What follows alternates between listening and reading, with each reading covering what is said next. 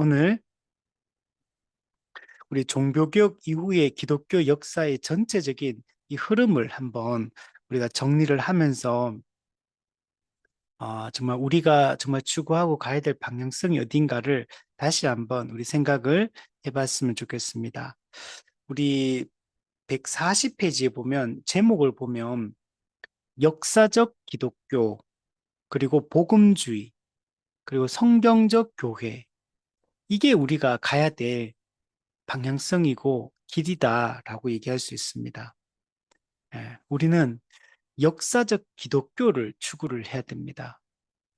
예수 그리스도께서 세우시고 또 사도로 그 신앙이 이어지고 그 이후에 또 이렇게 흘러 내려왔던 이 역사적 기독교, 정통 이 신학을 따르는 이 역사적 기독교를 우리가 추구해 가야 된다. 역사적 기독교에서 이렇게 벗어난 이런 흐름들은 다 왜곡되고 잘못된 것이다 라고 얘기할 수 있습니다. 이걸 우리가 다르게 얘기한다면 이걸 복음주의라고 얘기할 수 있습니다. 근데 마지막에 우리 최근 지금 오늘날의 시대가 이제 신복음주의 시대이기 때문에 이 신복음주의와 대비해서 이렇게 옛 복음주의라고 얘기할 수 있습니다. 원래 복음주의, 원래 복음을 따르는 이 복음주의. 근데 신복음주의가 나왔기 때문에 우리는 그것과 대비해서 옛 복음주의를 우리가 따르야 됩니다. 참된 복음주의를 따르는 것이 중요합니다.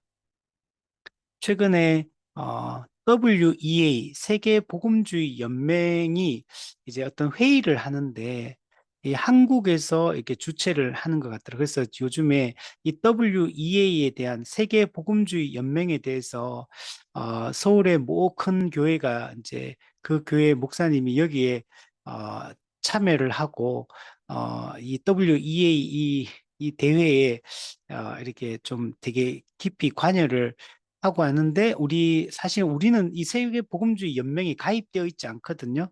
왜냐하면 여기는 신복음주의의 왜곡된 내용들이 많기 때문에 우리가 이걸 찬성하지 않습니다. 그런데 우리 교단에 있는 모 대형교회 목사님이 여기에 참여해서 한국에서 이걸 하려고 이렇게 하더라고. 그래서 여기에 대해서 많은 분들이 이 비판을 하고 있거든요. 그래서 우리는 신복음주의도 올바른 처음에 출발은 좋았지만 그러나 신복음주의가 걸어가는 지금 걸어가고 있고 또 가고 있는 많은 부분들이 왜곡돼 버렸기 때문에 우리는 이 신복음주의를 따라가서는 안 되거든요. 근데 지금 이런 흐름들을 따르는 이 분들이 많아요. 그래서 우리가 조심해야 되고, 그래서 우리는 신복음주의가 아니라 우리는 복음주의. 그는 곧 옛 복음주의를 얘기한다. 그래서 우리가 가야 될 길은 역사적 기독교를 따라야 되고, 옛 복음주의를 따라야 되고, 이걸 따라가는 교회가 초대교회 때부터 세워져 왔던 이 성경적 교회인 겁니다. 종교개혁자들이 이야기했던 참된 교회, 우리는 이런 교회를 추구해 나가야 됩니다. 그래서 우리가 많은 시간 동안 이 종교개혁 이후의 기독교 역사를 우리 11시대를 이렇게 공부해 오면서 정말 우리가 어떤 교회를 추구해야 되는지 우리가 그림을 그려왔습니다. 큰 그림을 그려왔는데 이걸 한마디로 우리는 이런 교회를 성경적 교회, 성경이 말하는 참된 교회 또는 이제 바른 교회라는 표현도 많이 써요. 바른 교회 또는 예전에는 이제 건강한 교회 이런 표현도 쓰는데 이제 그런 표현을 한마디로 합친 다음에 그냥 성경이 말하는 교회, 성경이 보여주고 있는 그 교회, 성경적 교회 이게 우리가 추구해 나가야 될 방향성이다라고 얘기를 할 수 있습니다. 그래서 이게 어떤 교회인지를 이 11시 종교개혁 이후에 이 11시대의 이 특징들을 쭉 오늘 전체적으로 한번 정리해 보면서 우리가 어떤 거는 우리가 조심해야 되겠구나. 또 어떤 거는 우리가 붙들고 우리가 이 부분은 확실하게 붙들고 이건 어떤 어, 공격과 위협이 있다 하더라도 절대로 타협하지 말고 우리가 이걸 붙들고 나아가야 된다. 이런 부분들을 생각을 쭉 한번 정리를 해보고 그리고 다음 주에 이제 최종적으로 이제 한국 교회를 한번 진단을 해보고 이 부분에서 진단해보고 우리가 나가야 될 방향성을 전체적으로 이제 어떤 총 정리를 이렇게 하면서 내용을 정리를 한번 해보도록 하겠습니다. 자, 1번에 보면 종교개혁 이후의 기독교 역사의 흐름. 네. 우리 열한 시대가 이게 지금 등장을 하고 있습니다. 이 내용 하나하나를 정말 핵심적인 내용만 아주 짧게 한번 이야기를 해보도록 하겠습니다. 우리 예수 그리스도의 십자가 죽음과 부활을 통해서 교회가 이 땅에 세워지게 됩니다.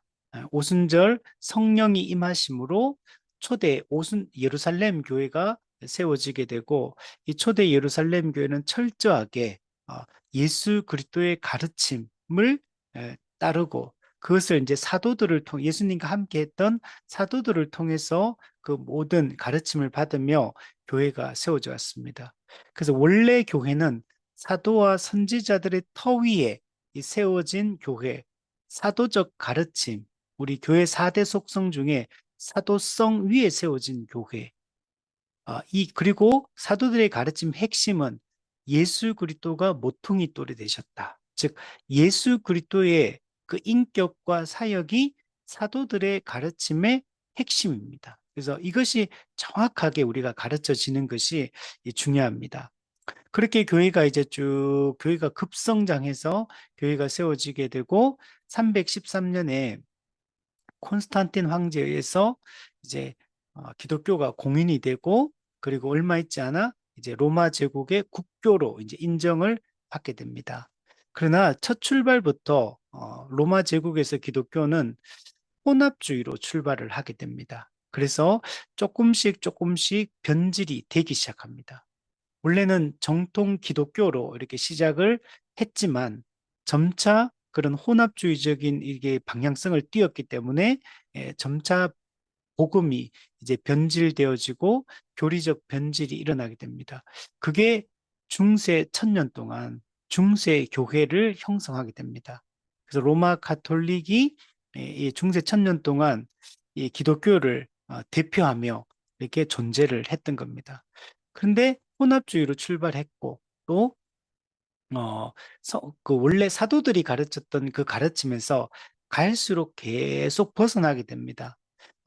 그 교회의 정치 형태도 원래는 우리 성경적으로 보면 이 대의 정치가 합당한 정치 방법이고 직분도 목사, 장로, 집사의 이 항존직 이런 직분으로 성경에서부터 구성되어 있는데 로마 가톨릭은 그렇게 시행을 하지 않습니다. 성직자와 평신도를 확실하게 구분해 버려요. 그 사제주의로 이제 성직주의로 흘러가 버리고 또 여러 가지 측면에서 특히 권위 문제, 성경을 최종 권위로 인정을 해야 되는데 말로는 성경을 최종 권위로 인정해 놓고 교회 전통을 강조하고 교황의 권위를 내세우고 그러면서 성경의 권위를 무너뜨려 버립니다. 또한 성경의 사도 바울이 가르쳤던 복음의 아주 중요한 부분이 오직 우리는 율법의 행위로 의롭다함을 받는 게 아니고 오직 믿음으로 의롭다함을 받는다. 이제 이 부분을 명확하게 강조를 했는데 로마서나 갈라디아서가 얼마나 많이 강조하고 또 야고보서 같은 경우도 행함이 있는 믿음과 행함이 없는 믿음을 대조하면서 우리가 믿음으로 구원받는 사실을 명백하게 이야기하고 있는데도 불구하고 로마 가톨릭은 이 구원론을 훼손시켜 버린 겁니다. 그러니까 권위 문제에 있어서 문제가 있고 두 번째는 이 구원을 어떻게 받느냐 이 구원론에 있어서 이 왜곡된 그래서 공로주의 행위주의를 이 주장을 했기 때문에 사제주의 이런 것만 강조했기 때문에 우리는 로마 가톨릭을 이제 인정할 수가 없는 거죠. 그런 배경 속에서 그리고 그뿐만 아닙니다. 사실 로마 가톨릭은 그런 크게 봤을 때는 권위와 이 구원 문제 두 가지가 가장 문제점이 되는 거고 그게 기독교와 완전히 다르기 때문에 그래서 개신교와 로마 가톨릭이 함께 갈 수 없는 겁니다. 그러나 그 문제뿐만 아니고 수많은 문제들을 로마 가톨릭이 가지고 있고 성경에서 벗어나 버렸죠. 이제 그러다가 종교개혁 이전의 개혁자들이 나타납니다. 아, 이제 얀 후스라든지 또 위클리프라든지 이런 사람들이 또 나타나고, 그래서 종교개혁 이전의 개혁자들에 의해서 성경이 번역되고, 그리고 성경을 자국어로 된 성경을 읽으면서 사람들이 점차 이제 의식이 깨어나기 시작하고, 그러면서 종교개혁의 분위기가 무르익어 갑니다. 그러다가 마틴 루터를 중심으로 이 촉발이 되게 되고, 그래서 실제로 종교개혁이 일어나게 됩니다. 그래서 중세 로마 가톨릭의 이 타락, 그리고 이 부패, 여기에 대한 이 개혁 운동이 일어나서, 그래서 초대교회로 돌아가자, 성경으로 돌아가자, 이런 운동이 이제 일어나게 됩니다.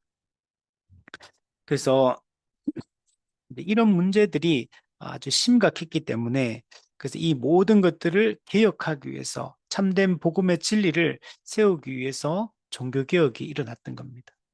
그러니까 한마디로 종교개혁은 로마 가톨릭은 거짓 교회다라고 선언하면서 참된 교회를 꿈꾸며 일어난 운동이 이 종교개혁이다라고 얘기를 할 수 있습니다. 그래서 독일에서 마틴 루터를 중심으로, 또 영국에서 또 교회가 또 개혁 운동 일으키고, 또 스위스에서 칼빈이, 또 스위스와 프랑스에서 이 개혁 운동을 일으키고, 이런 운동들이 일어나게 됩니다.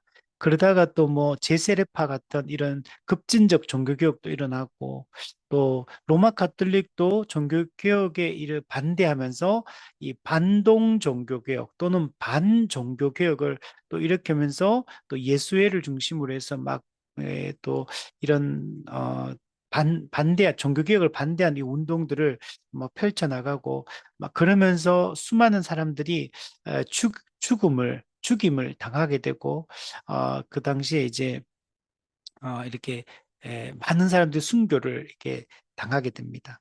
자, 이게 종교개혁인 겁니다.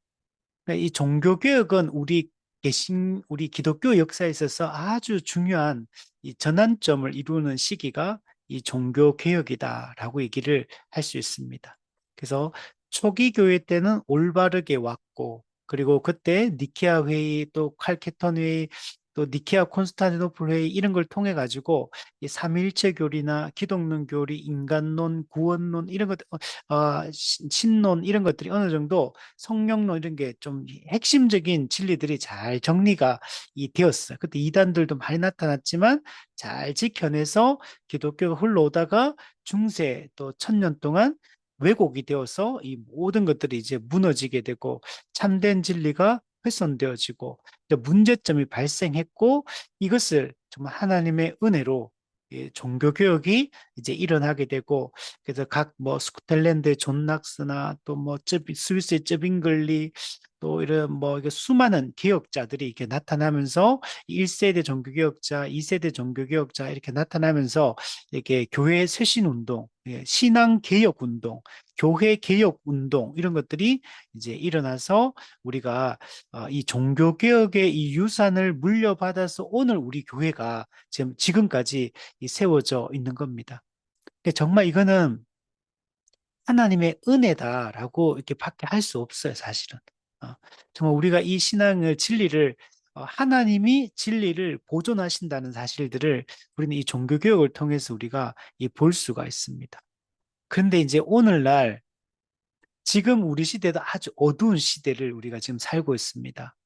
중세 때 그 영적 암흑기를 걸어갔던 것처럼, 오늘날 겉으로는 이제 교회가 박해받지 않는 이런 정치적 박해, 사회적 박해, 이런 것들이 지금은 이제 거의 없는 시대로 우리가 진입해 들어가죠. 물론 일부 지역에는 여전히 있지만, 그러나 이제 교회가 너무 부유해지고, 교회가 너무 이제 이 세속주의에 물든 이런 기독교가 되다 보니까, 지금 다시 어쩌면 종교개혁이 지금 필요한 이런 시대가 아닌가라고 생각이 듭니다. 그러니까 뭔가 기독교가 지금 이 세상 속에서 정말 빛과 소금으로 전혀 인정받지 못하는 이런 시기를 살고 있고, 뿐만 아니고 우리 교회 안에서 이런 자정 능력을 지금 거의 상실해 버렸어. 교회가 스스로 이렇게 깨어나는 게 거의 지금 어려운 이런 시기에 지금 진입해 있습니다. 그러니까 뭔가 교회가 쇄신이 되려면 말씀 자체가 이렇게 살아 있어야 되는데 올바른 교리가 가르쳐지고 있고 사람들이 말씀으로 돌아가서 우리 자신을 돌아볼 수 있는 이게 돼야 되는데 지금 말씀이 제대로 안 가르쳐지는 복음이 충실하게 가르쳐지지 않는 이런 시대를 우리가 현재 살고 있기 때문에 그래서 지금 쇄신이 될 수 있는 어떤 개혁이 일어날 만한 이런 것들이 정말 잘 안 보이는 이런 시대를 현재 살고 있습니다. 그러나 지금 분명히 우리가 다시 종교개혁 때처럼 초대 교회로 돌아가고 말씀으로 우리가 다시 돌아가서 정말 다시 한번 이 교회의 부흥을 꿈꾸고 정말 교회의 개혁을 우리가 꿈꾸는 것이 지금 필요한 시대다라고 이렇게 말할 수 있습니다. 그래서 종교개혁의 중요한 부분이 로마 가톨릭의 그런 이 권위 문제에서 성경이 최종 권위다. 성경이 궁극적이고 절대적 권위다라는 이걸 확실하게 붙들었어요. 그리고 공로주의를 주장하고 행위주의를 주장했는데 여기에 대해서 오직 믿음으로 의롭다 함을 받고 우리는 오직 은혜로 구원받는다. 이 오직 은혜, 오직 믿음 이 교리를 확실하게 우리 정립을 했고 거기다 덧붙여 이제 파이브 솔라의 오직 성경, 오직 그리스도, 오직 하나님께 영광이라는 목적 이런 부분들을 파이브 솔라를 명확하게 이제 정립을 했고 또 만인 제사장주의, 사제주의를 벗어나서 이 모든 그리스도인이 하나님의 제사장으로서 직접 하나님께 나아가서 하나님과 교제할 수 있는 이런 만인 제사장주의를 또 정립을 하고 또 이게 이런 많은 이런 가르침들을 우리한테 중요한 로마 가톨릭의 반대에서 중요한 가르침들을 물려줬습니다. 사실 이것뿐만 아니에요. 성찬에 있어서도 로마 가톨릭의 화채술의 그 부당성을 지적하고 올바른 이런 성찬에 대한 이해, 세례에 대한 이해 이런 것들도 다 이제 일으키고 그래서 종교개혁자 그래서 실제로 지금 우리가 가지고 있는 많은 이런 것들이 종교개혁자들이 기본 틀을 다 만들었다라고 얘기를 할 수 있어. 그리고 그 이후에 이제 정통주의 시대로 넘어가서 종교개혁자들이 만들어 놓은 이 기본적인 틀을 더 체계화시키고 더 풍성하게 만들고 더 선명하게 만들어가는 이 작업을 정통주의 시대 때 했다고 말할 수가 있습니다.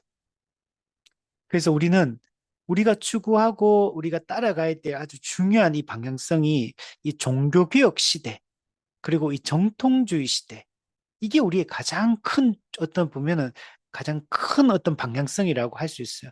물론 그 이후에 우리가 경건주의 시대라든지 또는 대각성 운동이라든지 또 성결 운동에서도 물론 배울 점이 있어요. 다들 다 배울 점들이 있지만 그냥 근본 뿌리가 되는 거는 종교개혁과 정통주의 시대, 이 시대의 이 유산들을 우리가 잘 물려받는 것이 가장 중요하다라고 말할 수 있습니다. 우리 정통주의 시대는 이 종교개혁의 유산을 아주 풍성하게 그리고 체계적으로 이렇게 체계화시킨 이 시대가 이 정통주의 시대다라고 말할 수 있습니다. 그래서 많은 분들이 이 정통주의 시대를 제2차 종교개혁이다 이렇게까지 불러요. 2차 종교개혁. 그만큼 이 종교개혁과 정통주의 시대는 이게 흐름이 이어져 가고 있는 겁니다. 보통은 우리가 이제 쭉 살펴보면 알겠지만 작용, 반작용에 의해서 시대의 전환이 일어나거든요. 앞에 어떤 문제점들이 막 발생하면서 이걸 극복하고 이 한계를 뛰어넘기 위해서 다음 시대로 진입이 됩니다, 보통. 그래서 또 거기에서 처음에 시작은 좋다가 가다가 또 변질이 일어나요. 그러면 또 거기에 대한 변질되고 약점을 드러낸 부분을 보완하고 또 수정하기 위해서 새로운 시대로 또 진입을 하고 이런 흐름으로 다 이어져 갑니다. 그런데 종교개혁과 정통주의 시대 같은 경우는 이게 종교개혁과 아무런 이질감이 없어. 종교개혁은 기본적인 어떤 이런 어떤 교리적 틀을 형성하는 작업들을 했고 중요한 아젠다를 제시하는 역할들을 했다면 정통주의는 종교개혁이 제시한 그 아젠다를 더 풍성하고 체계적으로 만드는 이 작업을 한 겁니다. 즉, 종교개혁과 정통주의는 전혀 이렇게 흐름에 끊어짐이 없다. 이어가는 이 과정이다. 이렇게 우리가 생각을 해야 됩니다. 그래서 종교개혁 시대 때 근데 대부분은 이제 기본적인 틀은 다 정립되어 있고 형성이 되어 있었습니다. 그래서 이 정통주의 시대 때는 1차적으로 로마 가톨릭과 개신교의 이 교리적 차이를 선명하게 드러내는데 아주 중점을 뒀습니다. 로마 가톨릭이 워낙 오랫동안 전방위적으로 전 세계적으로 영향을 미치고 당시에 있었기 때문에 그래서 로마 가톨릭의 이 거짓된 가르침 또 거짓 교회됨을 명백하게 드러내야 돼요. 그러면 그들의 가르침이 성경에서부터 얼마나 벗어나 있는가를 명확하게 밝히는 작업이 필요합니다. 그래서 정통주의 시대 때 아주 중요한 게 로마 카톨릭의 교리적 어떤 잘못, 그리고 오류 이런 것들을 밝히고 그러면 그걸 밝히는 걸로 끝나면 안 되고 성경이 말하는 참된 가르침이 뭔가를 정립을 시켜야 돼요. 체계화시키고 선명하게 이게 부각시키고 드러내는 것이 중요합니다. 이게 정통주의 시대예요. 근데 정통주의 시대는 그것만 있는 게 아니에요. 개신교 안에도 여러 교파가 있어요. 우리 종교개혁 시대 때도 보면 루터파가 있고 칼빈을 중심으로 한 개혁파가 있고 또 영국의 또 이런 또 국교회를 중심으로 한 이런 그런 흐름도 있었고 그러니까 그거는 로마 카톨릭과 개신교 이제 약간 중간쯤 있는 어떤 그게 영국의 종교개혁이었거든요. 왕을 중심으로 해서 이제 그것도 좀 흐름이 좀 다르고 그 제세례파처럼 이 급진적 종교개혁. 어떻게 보면 제세례파가 당시에는 아주 강력하게 이 종교개혁을 요구했던 사람들이 이 제세례파입니다. 그래서 처음에는 조금 건전하게 가다가 근데 이 제세례파는 너무 중간에 완전히 이상하게 흘러가 버려요. 그래서 이제 우리가 이제 제세례파를 우리가 좀 이게 부정적으로 보는 이유가 처음에 시작은 좀 확실하게 종교개혁하자. 이제 이런 차원을 시작했지만 너무 극단적으로 가버렸고 성경에서 오히려 이제 극단적으로 가다 보니까 벗어나 버렸기 때문에 우리는 제세례파와 함께 하기가 이제 힘들게 된 겁니다. 그래서 근데 제세례파 처음 시작되는 보면 그 공부해 보면 와 정말 이 사람들 제대로 하려고 했구나. 정말 바르게 하려고 했구나라는 것들을 알 수 있어. 근데 우리가 조심해야 되는 거예요. 이게 바꾸고 개혁하는 건 좋아. 근데 이게 벗어나 버리면 안 돼요. 우리가 성경이라는 틀에서 벗어나 버리고 올바른 그 방향성에서 벗어나는 거는 안 되는 거거든요. 그래서 이걸 조심해야 돼. 그리고 특히 또 가장 핵심적인 인물이 1세대 종교개혁의 중심 인물이 루터고 2세대 종교개혁의 중심 인물이 칼빈입니다. 그래서 루터파와 칼빈파가 거의 종교개혁의 양대 산맥과 같은 역할들을 하거든요. 근데 루터파와 칼빈파, 개혁파가 추구하는 신학이 완전 똑같지가 않습니다. 그래서 근본적인 면에서는 우리가 다 동의하고 이제 다 인정하지만 세부적인 내용에 들어가 보면 차이가 조금씩 있어요. 예를 들면 하나를 얘기한다면 성찬에 있어서 루터 같은 경우는 공제설을 주장합니다. 떡과 예수님은 우리가 성찬에 참여할 때 떡을 먹고 포도주를 마실 때 예수님이 하늘에서 땅으로 임재하셔서 떡 위에, 떡 옆에, 떡 아래에, 떡 안에 예수님이 함께 있다. 이게 공제설이거든요. 로마 가톨릭은 화채설은 떡과 포도주 자체가 예수님의 살과 피로 변한다. 이렇게 주장하는 거라면 공제설은 떡 주변에 예수님이 있다. 함께 한다. 공제, 예, 함께 있는다. 근데 쩌빙글리 같은 경우는 이거는 예수님이 실제로 임하는 게 아니다. 이거는 기념설이다. 상징설이다. 그냥 단순히 과거에 2000년 전에 있었던 그 사건을 그냥 교훈적으로 받아들이고 그냥 기념하는 거다. 이렇게 또 기념설을 주장해요. 근데 칼빈 같은 경우는 영적 임재설을 얘기하거든요.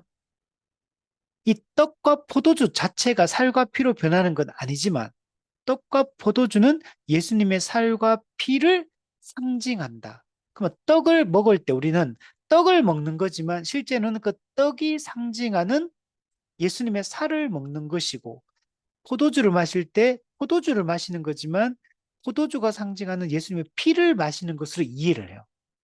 그리고 예수님은 실제적으로 우리와 함께 한다.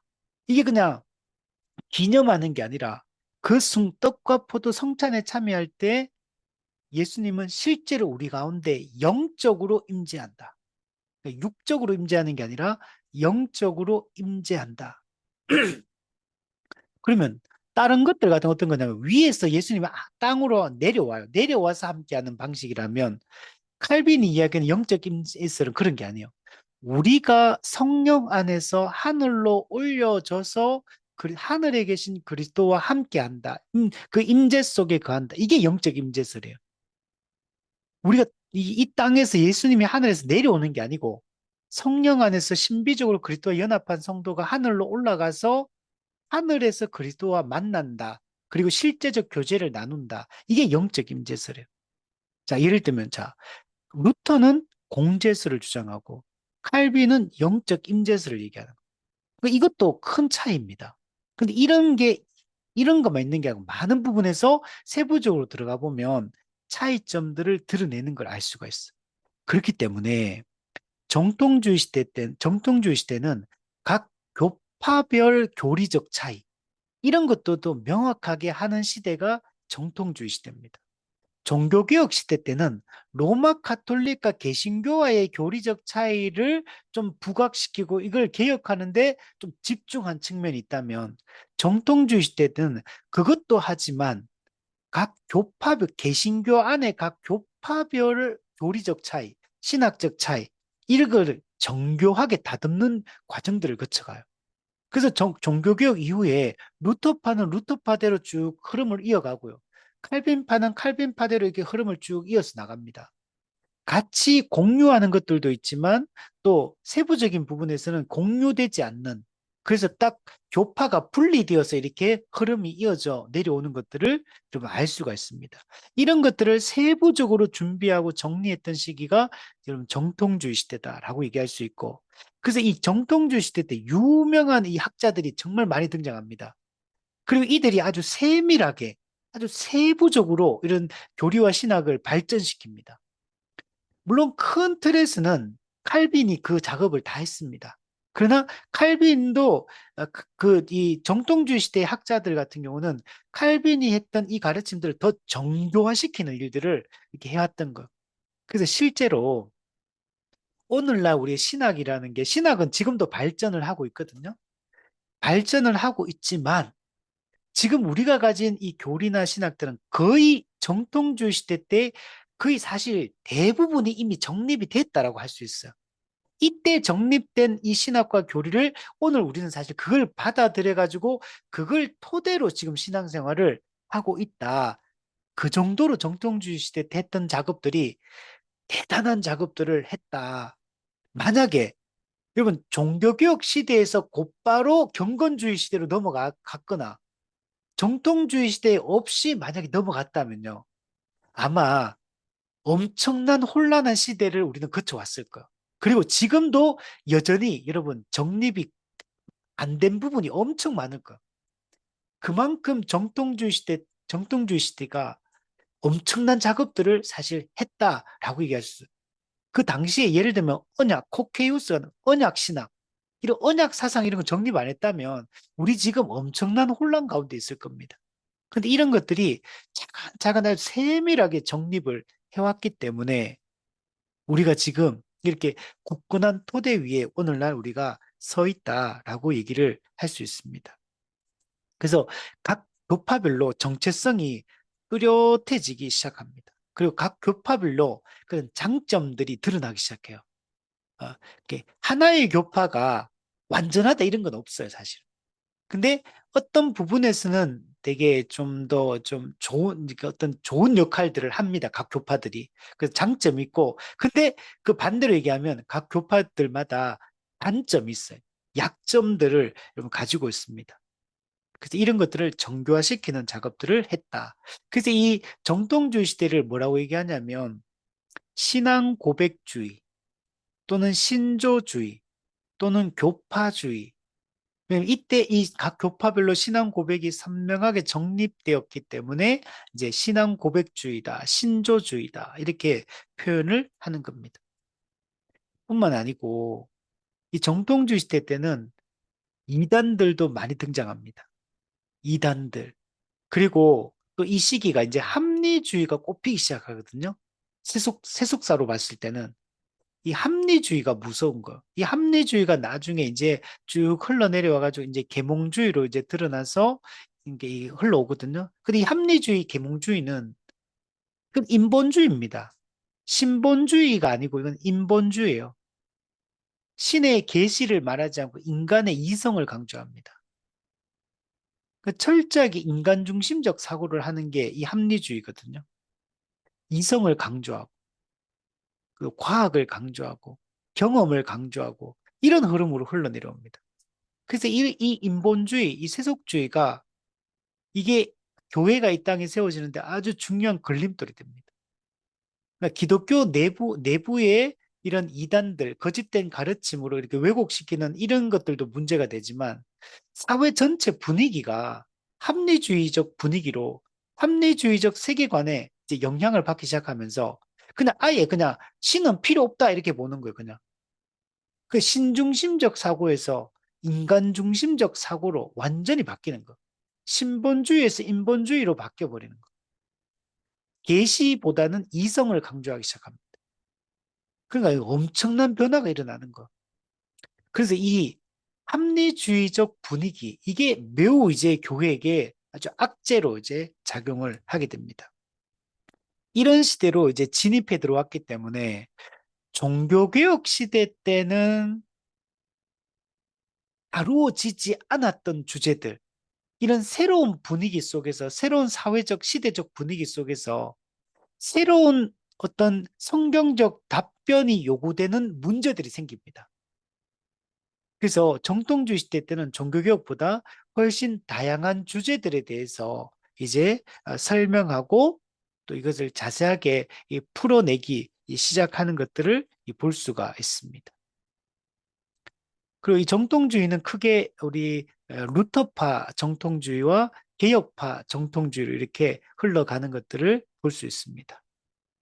근데 이제 둘 다 이 정통주의 시대까지만 해도 루터파나 개혁파나 조금의 그런 차이들은 많이 있었지만, 그러나 큰 틀에서 보면 루터파 정통주의나 개혁파 정통주의나 기본 진리에 대한, 근본 진리에 대한 이해가 같고, 그래서 되게 좀 비슷하다. 그러나 이제 세부적으로 들어가면 조금씩 다르다.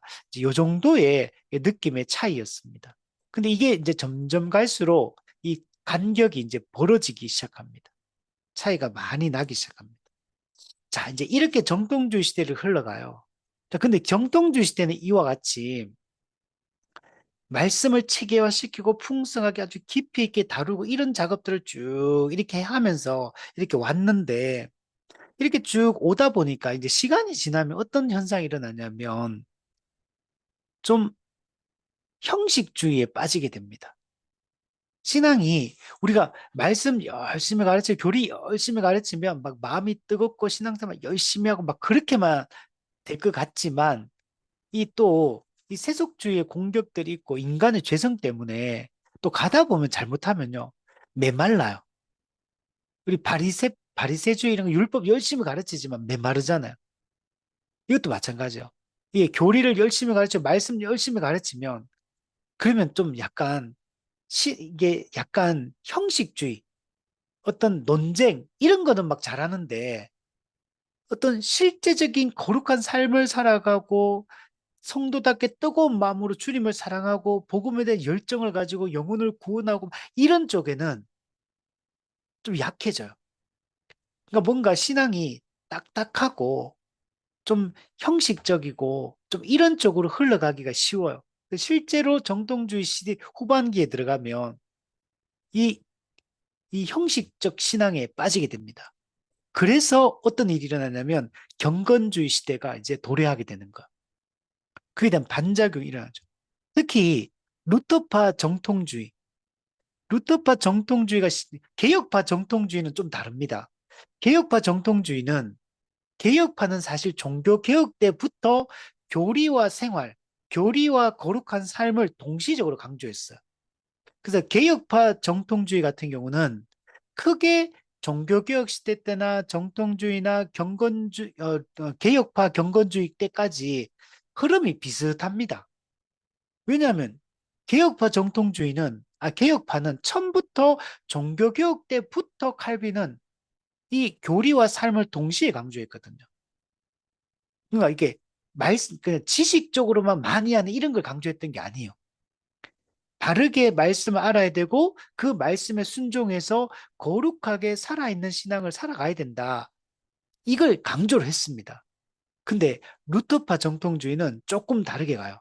그래서 정통주의는 되게 형식주의에 많이 빠지게 되고 그러면서 여기에 반대하는 루터파 사람들이 있잖아요. 그래서 이들에 의해서 루터파 경건주의가 일어나게 된 거. 우리가 보통 경건주의다라고 얘기할 때 개혁파 경건주의를 생각하는 게 아니고 루터파 경건주의를 얘기하는 거예요. 할레 대학, 뭐 프랭크, 뭐 진젠도로프 이런 사람들 전부 다 야콥 스페너 이런 사람들 전부 다 루터파 경건주의자들이에요. 그 보통 우리가 경건주의라고 할 때는 일반적으로 사람들은 다 루터파 경건주의를 이야기한다라고 얘기를 해야 돼요. 그래서 개혁파 경건주의는 루터파 경건주의하고는 조금 다른 흐름입니다. 근데 개혁파는 이런 게 좀 명확하지가 않아요. 왜냐면 그 종교개혁, 정통주의, 경건주의, 개혁파는 다 비슷하게 해왔기 때문에 뚜렷한 차이들이 별로 안 나타나 비슷한 흐름으로 왔기 때문에. 근데 루터파는 그게 딱 뚜렷하게 조금씩 달라지기 때문에 이게 명확하게 이제 선명하게 드러났고 이게 실제로 이 당시 유럽 사회에 이 경건주의 이제 열풍을 운동을 이제 불러일으키게 여러분 된 겁니다. 자, 대충 이해가 되시죠, 그죠? 예.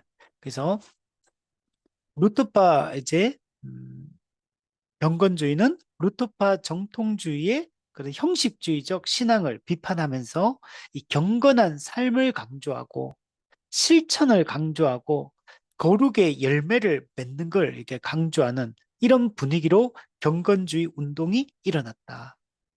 이 교리적 형식주의에서 벗어나서 참된 신앙을 고백하고 그 신앙 고백을 따라 실제적으로 실천적인 삶을 살아가자.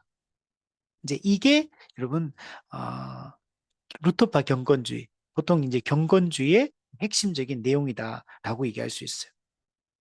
루터파 정통주의 같은 경우는 이제 일상과 분리된 어떤 교리적 논쟁 이런 것들이 막 갈수록 형식주의가 막 많이 등장했거든요. 그러니까 이제 이게 처음에는 이제 되게 좋았는데 갈수록 야, 저 사람들은 이렇게 논쟁만 맨날 하고 뭐 이렇게 누가 잘났네 못났네 맨날 말로만 떠들지 실천은 없다. 삶 속에서는 정말 하나님을 믿는 사람다움이 이게 분명하게 열매들이 안 드러난다. 여기에 대한 신물을 느낀 거죠. 그래서 이런 경건주의 운동, 그래서 체험적인, 살아있는, 열정적인 어떤 뜨거운 이런 신앙을 추구하기 시작합니다. 삶의 열매로 분명하게 드러나고 주변 사람들에게 분명하게 그들의 감동시킬 수 있는 실제적 삶을 살아가는 이런 운동이 일어나게 됩니다. 경건주의 그러니까 좋은 거죠. 나쁜 게 아니죠. 되게 올바른 거. 그래서 우리는 종교개혁 그리고 또 우리 정통주의 경건주의 이거는 우리가 동의할 수 있고 우리가 추구해야 될 신앙의 방향이다라고 얘기할 수 있습니다. 사실 오늘도 우리 마찬가지죠. 우리가 실제적으로 살아있는 신앙 이런 게 약하잖아 우리가. 분명하게 어떤 열매로 막 열매가 맺히고 그 사람들이 볼 때 이 당시는요. 경건주의 시대 때는 믿지 않는 사람들이 믿는 자들을 볼 때 정말 그들을 존경하는 마음들이 있었어요. 실제로 헌신하고 실제로 거룩하고 실제로 말이든 행동이든 모든 면에서 좀 하나님 믿는 사람다움이 막 드러나기 시작했어요. 그래서 정말 그러면서도 그들은 그 어려운 그 상황에서도 늘 다른 사람들을 섬기고 자신을 희생하고 헌신하면서 그러나 그 마음에는 늘 기쁨이 넘치고 하나님과의 교제 그 기도의 그 깊이 이런 것들을 가지고 있는 이런 그러니까 실제로 그러니까 살아있는 신앙입니다. 살아있는 신앙. 죽은 신앙이 아니고 살아있는 신앙은 오늘 우리도 이런 경건주의 시대에 이런 신앙의 색깔들을 오늘 우리도 또 추구해 나가야 됩니다. 자, 유럽에서 특히 이 경건주의 운동은 독일에서 이제 시작이 되거든요. 루터파 경건주의를 시작하니까 이제 여기서 이제 이런 경건주의 운동이 일어날 때 미국에서는 미국과 영국에서는 1차 대각성 운동이 일어납니다. 부흥 운동이 일어나요. 그러니까 대륙에서는 경건주의가 일어나고 있는 이때 영국의 요한 웨슬레와 조지 휘필드 이 사람들 중심으로 부흥 운동이 일어나고 그리고 미국에서는 조나단 에드워즈를 중심으로 1차 대각성 운동이 일어납니다. 그러니까 1차 대각성 운동과 영국의 이 부흥 운동, 조지 휘필드를 중심으로 한 이거 두 개는 연결된 부흥 운동이라고 할 수 있어요. 대각성 운동. 그러니까 대륙과 이 당시 분위기 좋은 거죠. 어, 유럽 사회는 독일을 중심으로 경건주의 운동, 여기는 부흥 운동 이게 일어났던 겁니다. 그래서 18세기 미국과 영국에서 공시적으로 일어났고 이걸 우리는 뭐라 부르냐면 부흥 운동의 원형이다 이렇게 불러요. 그리고 이 부흥 운동이 여러분 나중에 여기서 끝나는 게 아니에요. 이게 미국의 2차 대각성 운동으로 이어지고요. 그 이후에 영국의 웨일즈 부흥 운동으로 이어지고 인도 부흥 운동으로 이어지고 이게 나중에 한국의 평양 대부흥 운동으로 이어지고요. 이게 부흥 운동이 그냥 갑자기 이렇게 일어난 게 아니고 이 흐름 속에서 우리 평양 대부흥 운동까지 일어났던 겁니다. 그리고 뭐 이걸 부흥운동에 부를 수 있는지 몰라도 우리 미국에서도 이런 뭐 몇 년 전이죠. 그 에즈베리 대학교에서 그 에즈베리 부흥운동 막 이러면서 그때 막 어떤 찬양 부르고 이렇게 했는데 막 대학교에서 막 며칠간 막 기도회와 찬양과 인도도 안 했는데 막 일어나가 그 2년 전입니까? 2년 전인가? 그 에즈베리 그 부흥운동 부흥이라 부를 수 있을지 모르겠지만 어쨌든 그런 현상들이 막 일어났잖아요. 이게 그 첫 시발점이 이 미국의 또 영국의 이 대각성 운동, 부흥 운동에서 촉발되었다라고 얘기할 수 있어요. 근데 1차 대각성 운동 같은 경우에 영국의 그 같은 경우는 영국의 요한 웨슬리 그리고 그 동생 찰스 웨슬리 이 찰스 웨슬리는 성경에 보면 찬송가 많이 쓴 사람이에요. 그리고 이제 유명한 조지 휘필드, 이 사람들에 의해서 이제 주도되었는데, 음, 이 사람들은 뭐에 영향받았냐면 독일 경건주의 운동에 영향받았어. 그래서 영국의 이 부흥 운동은 독일 경건주의 운동, 그 모라비안 교도들의 요한 웨슬리가 영향을 받거든요. 그 모라비안의 교도들을 통해서 요한 웨슬리가 실제로 그 회심을 하게 됩니다. 요한 웨슬리는 원래 그 대단한 사람이거든요. 그 자기 동생하고 조지 필드하고 그 대학교에서 그 막 기도 모임 막 인도하고 막 그렇게 하다가 엄청난 역할들 하다가 미국의 인디안 선교로 막 가가지고 인디안 선교하고 근데 실패를 해요. 그 배 타고 가는 도중에 모라비안 교도 폭풍 만나가지고 거기서 모라비안 교도 너무나 평온하게 있는 모습들을 보면서 그래서 1차 충격받고 미국에 가가 인디안 선교를 2년 하는데 이 인디안 선교 했는데 실패를 합니다. 그리고 다시 영국으로 돌아와가지고 모라비안 집회에 참석했다가 여기서 은혜를 받아요. 그래서 이때 자기는 회심했다. 진정한 회심은 이때 일어났다. 근데 그전에도 사실은 대학생 때부터 해가지고 대단한 막 기도 운동하고 막 모임하고 막 선교 운동하고 막 했거든요, 사실은. 그리고 인디안 선교까지 갔잖아요.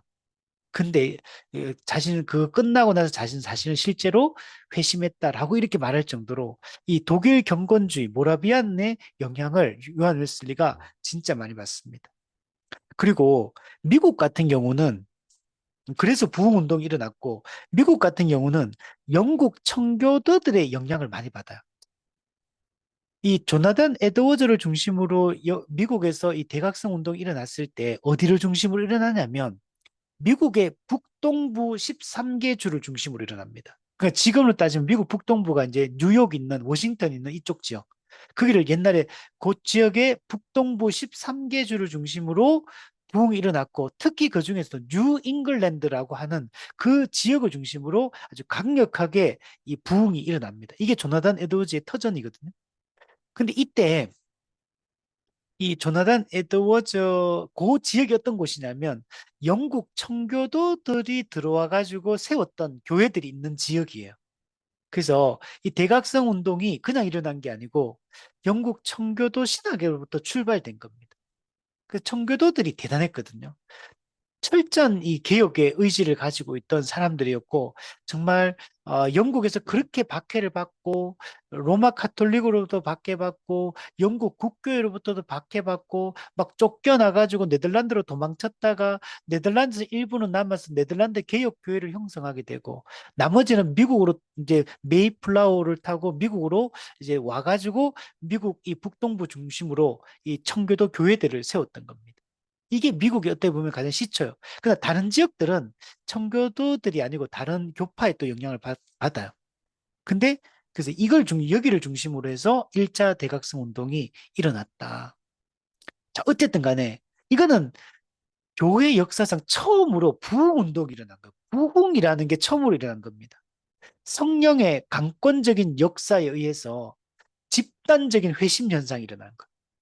이제까지는 이런 일이 없었어요. 이건 집단적인 대규모적인 이 회심이 일어나고 부흥이 여러분 일어난 겁니다. 여러분 당시에 미국은 어떤 곳이었냐면 미국도 그렇지만 영국도 뭐 유럽도 마찬가지예요. 다 합리주의의 영향을 정말 많이 받았거든요. 그래서 처음에는 미국도 그 메이플라워 타고 막 청교도들 왔을 때 막 부흥적 막 엄청 은혜롭고 오자마자 교회 제일 먼저 집 짓기 전에 교회부터 먼저 세우고 그리고 나서 집 짓고 학교 세우고 막 이렇게 했거든요. 그 정도로 신앙이 좋았어요. 근데 이 시간이 계속 지나면서 합리주의의 영향을 받기 때문에 영적 무기력에 미국 교회도 빠지게 됩니다. 그래서 활력 있는 신앙을 잃어버려요. 근데 이런 형식주의, 또 영적 무기력, 그리고 회심하지 않은 성도들이 점점 늘어나. 그 전까지만 해도 정말 회심을 확실하게 점검해가지고 회심한 사람을 교회 회원으로 받아들였는데 이게 막 사람들이 막 미국으로 몰려 들어오니까 근데 그때부터는 회심을 확실하게 이걸 점검을 안 하는 거. 교회 회원이 되는 것도 막 너무 쉽게 회원권을 줘버리고 이러다 보니까 교회 안이 어떻겠습니까? 거듭나지 않은 그리스도인들이 교회 안에 가득해지게 돼요. 그러니까 교회가 형식주의에 빠지고 이렇게 당연히 될 수밖에 없습니다. 그래서 이런 가운데 우리가 다시 이 거룩을 회복해야 되고 참된 회심에 기초한 이런 교회를 세워야 된다. 교회 회원권, 회원 제도를 회복해야 된다. 이게 되게 강조돼요. 그래서 여러분 대표적으로 조나단 에드워즈도 자기 할아버지가 목회했던 그 교회에 그 손자가 그 담임 목사로 갑니다. 조나단 에드워즈가. 가가지고 그 교회 사역하는데 조나단 에드워즈가 볼 때는 이 사람들 거듭나지도 않았는데 이미 세례 다 받고 직분자가 되어 있고 교회 중요한 의사 결정을 내리고 있고 막 이런 거예요. 성찬도 막 참여하는데 막 전혀 그리스도인답지 않은 완전 그냥 세상 사람 같은 사람들이 성찬에 마구마구 막 참여하고 이런 걸 볼 때 조나단 에드워즈가 참을 수가 없는 거예요. 그래서 조나단 에드워즈가 엄청나게 설교를 통해서 강력한 회개를 촉구하는 설교들을 막 합니다. 그리고 성찬 이제부터 우리 아무나 못 참석 못 한다. 성찬 참석하는 이런 거 제한해야 된다. 진짜 거듭난 사람 확인된 사람들만 성찬에 참여해야 된다. 막 이런 거 얘기하고 막 세례 똑바로 줘야 된다. 그리고 이제 이렇게 살면 안 된다. 그리스도인이 이런 식으로 그 당시는 왜냐하면 전부 다 기독교인이거든. 사회인이 다 교회에 다니는 사람이에요, 그냥. 근데 교회 주일날은 교회 안 왔고 일상생활 때는 완전히 그냥 세상 사람 좀 살고 이런 모습을 계속 보니까 저는 참을 수가 없죠. 그래서 전원지가 아주 강력한 이 설교들을 했고, 결국에는 그 성찬이 가장 주된 거야. 성찬 참여하는 걸 금지시켜 버렸거든. 아무나 참석 못 하도록. 그뭐 문 걸어 잠가 버리고 뭐 이렇게 해버렸거든. 그러니까 사람들이 반발하게 되죠. 그래서 교회가 공동의회를 열어가지고 투표를 합니다. 조나단 에드워즈를 우리 교회 담임 목사로 계속 둘 것인가? 투표를 했는데 이게, 이게 찬성이 돼버린 거. 찬성표가 훨씬 많은 거. 그래서 조나단 에드워즈가 그 뉴 햄퍼 샘프턴 교회에서 쫓겨나게 됩니다. 이게 여러분 이렇게 된 거. 참되게 복음을 가르치고 올바르게 교회를 세우려고 이렇게 했을 때 이런 엄청난 고난과 이 박해 가운데 이런 일들을 했던 것들을 여러분 볼 수가 있습니다. 그래서 참된 교회를 회복하고 또 이 당시에 뭘 강조했냐면 1차 대학생 운동 때 경건에 이르기 위한 철저한 성경 연구를 강조합니다. 성경 연구를 강조해요. 참된 회심에 이르고 참된 경건에 이르기 위해서는 말씀을 바르게 알아야 된다. 그래서 성경 연구를 강조를 했습니다.